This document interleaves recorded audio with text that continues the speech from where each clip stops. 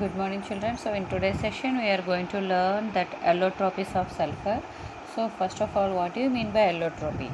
So we are going to see the definition of allotropy. The existence of two or more different physical forms of a chemical element is called its allotropy. That means only one element can exist in two or more forms is called its allotropy. So now our topic is sulfur.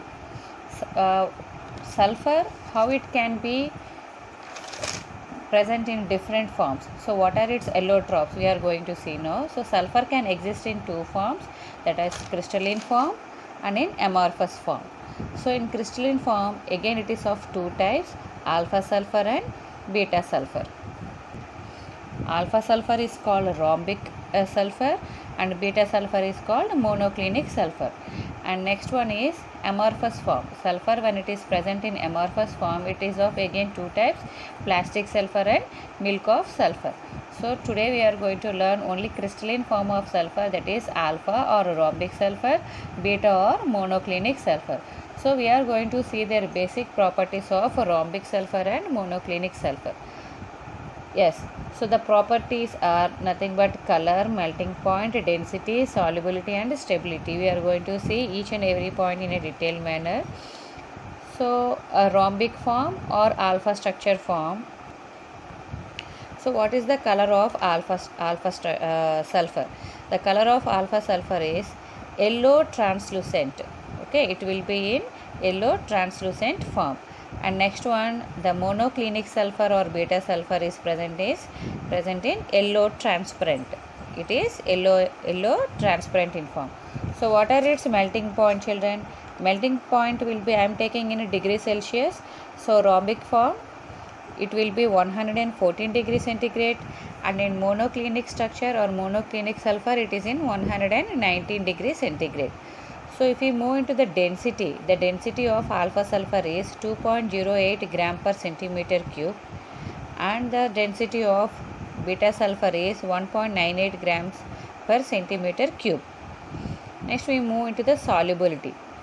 So alpha form of sulfur or alpha sulfur, it is insoluble in water. It is insoluble in water and it is highly soluble in C2S, carbon sulfide, benzene and alcohol. In the same way, monoclinic sulfur also insoluble in water, but it is soluble in C2S, means carbon sulfide, benzene and alcohol. If we move into the stability, alpha structure or a rhombic form of structure, alpha sulfur, it is stable at a temperature below 96 degrees centigrade. Okay, so it will be stable only below the temperature at 96 degrees centigrade. And if we move to the beta sulfur, it is unstable at temperature. It is unstable at temperature below 96 degrees centigrade. So this can be beta form. Beta sulfur can be changed into alpha sulfur. That temperature is called transition temperature. What the temperature is called, children? Transition temperature. So I am going to explain in detail later. Next we are going to the structure of sulfur. Okay, alpha sulfur and beta sulfur have S8. Okay, number of sulfurs are 8. And another form of sulfur is S6. So what is their structure is, alpha structure and beta structure, which are having 8 atoms of sulfur, have the structure of puckered ring structure or cone structure. So look at here, already we have discussed this structure. This is 8 sulfur, 1, 2, 3, 4, 5, 6, 7, 8. 5 sulfurs are at the top and 3 sulfurs are at the bottom. So this is about S8 structure. Alpha structure, beta structure, both exist in this puckered ring structure or cone form. Next, if you move to the S6 form of sulfur, it is a chair form which looks like a chair. Okay, total how many sulfurs are there, children? 1, 2, 3, 4, 5, 6. Okay, 6 sulfurs are arranged in a chair form. So these are the two structures of sulfur. S8, S6, alpha sulfur and beta sulfur exist in puckered ring structure or cone structure. S6 exists in the structure of chair form. Yes. So here we have discussed transition temperature. So what do you mean by transition temperature? The question may be asked like this. So it is the temperature at which both the crystalline form of sulfur, that is a rhombic and monoclinic sulfur, coexist at equilibrium. So they will be present both at the same temperature. So look at here, rhombic sulfur, when above the temperature, when it is having above temperature 95.6 degrees centigrade or 369 Kelvin, rhombic form of structure can be changed to monoclinic sulfur. And at the same temperature, when it is cooled, when it is moving to below the temperature, that means 95.6 degrees centigrade, when it is cooled, again this monoclinic sulfur can be changed to rhombic form. So that means here both the sulfurs are coexist at their equilibrium state. So this is called transition temperature. Transition temperature is the temperature at which both the crystalline form of sulfur coexist at equilibrium. When the temperature is above 95.6 degrees centigrade, here I said 96, so I have taken a round figure. Actual temperature is 95.6 degrees centigrade or 369 Kelvin. If it is above this temperature, it will be changed to monoclinic sulfur. When it is below this temperature, it again changes to rhombic sulfur. Understand, children? So this is about transition temperature and sulfur allotropes. If you move into the sulfur dioxide, next subtopic is sulfur dioxide. Okay, sulfur dioxide formula is sulfur dioxide, 2 oxygens. So if you see the preparation, first preparation is from sulfur. When sulfur reacts with oxygen, in the presence of heat, sulfur dioxide can be formed. When sulfur is heated in the presence of oxygen, it can be formed sulfur dioxide. And next one is in the laboratory. In the laboratory, SO3 2- when reacts with hydrogen. Okay, sulfur trioxide when reacts with hydrogen, it forms water and SO2 gas. Yes, children. So in the laboratory preparation, SO3 reacts with hydrogen to form H2O and SO2. And the next method is by roasting of sulfide. When iron sulfide reacts with oxygen, it forms iron trioxide and it releases sulfur dioxide gas. So by roasting sulfide, we are going to get sulfur dioxide gas. So these are the 3 preparations of sulfur dioxide. Next we move into the properties. So if you see the first property, sulfur dioxide is a colorless gas with pungent smell. Okay, sulfur dioxide is a colorless gas with pungent smell and it is highly soluble in water. Sulfur dioxide is highly soluble in water. So when sulfur dioxide reacts with water, it forms H2SO3. It is sulfurous acid, not sulfuric, it is sulfurous acid. Next, it liquefies at room temperature.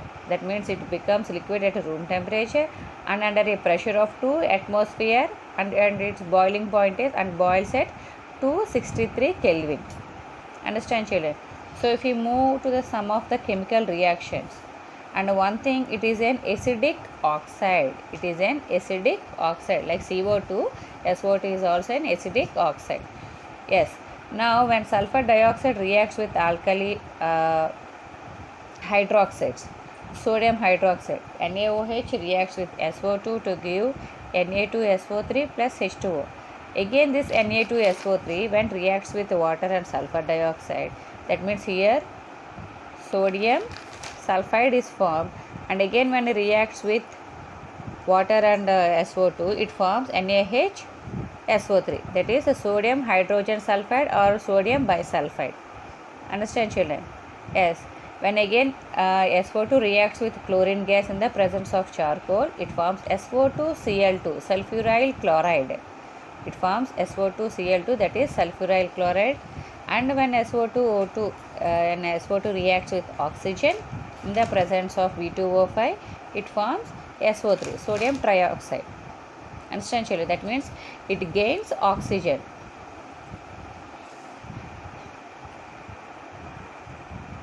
Yes.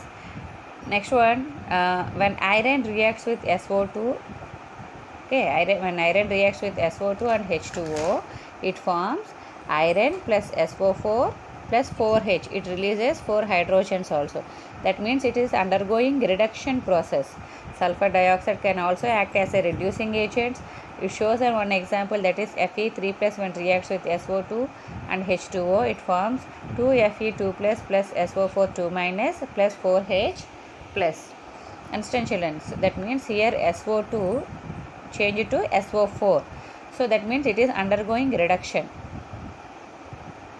Next one, 5FSO2 reacts with MnO4, manganese oxide and water. When it reacts with MnO4 and H2O, it forms 5SO4 2 minus plus 4H plus and release Mn plus Mn2 plus. Understand? So these are the sum of the chemical properties of sulfur dioxide. If we see their structure is angular form. Okay, it is also having canonical structure, that is resonance structure. So one sulfur reacts with 2 oxygens, it will be having resonance form, 2 forms. It can be in this form or in this form. Understand children? Yes. Next one comes to uses. Sulfur dioxide is used in refining petroleum and sugar. It is used as a bleaching agent in wool and silk industries. It is used as an anti-chlor, disinfectant, and in preparation of sulfuric acid and sulfates. And a liquid SO2 is used as a solvent to dissolve a number of organic and inorganic chemicals. So this is about SO2 preparation and properties, and we have seen allotropes of sulfur. Understand? So this is for today's class. In next class we are going to see the oxyacids of sulfur. Thank you children.